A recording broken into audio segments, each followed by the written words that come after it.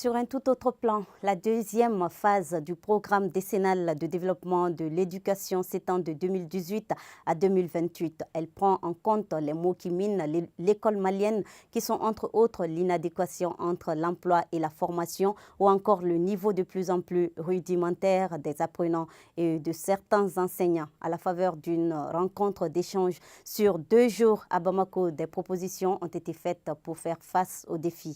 Tchemouro Konate. Axé sur la politique éducation pour tous, le programme décennal pour l'éducation phase 1 semble atteindre son objectif. L'évaluation des activités menées au cours de sa mise en œuvre révèle une revue conséquente à la hausse du taux de scolarisation, notamment les filles.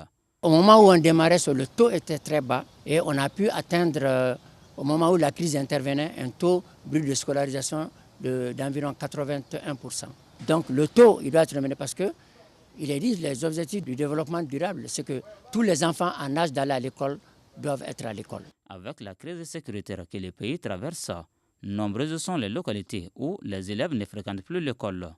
Un coup dur aux acquis du programme faisant objet de réflexion par les autorités en charge de la question dans la deuxième phase du programme qui s'étend de 2018 à 2028. Autre problématique soumise à réflexion, l'inadéquation entre l'emploi et la formation et surtout le niveau de plus en plus rudimentaire des apprenants et de certains enseignants.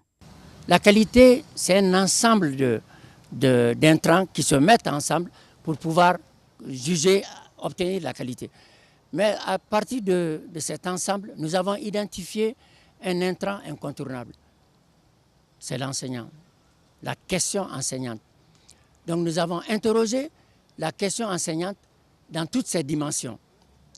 Aussi bien la formation initiale des enseignants, la formation continue des enseignants et la gestion des enseignants. À l'issue de cette rencontre, il est attendu des propositions susceptibles de renforcer les acquis avant de se projeter dans le futur.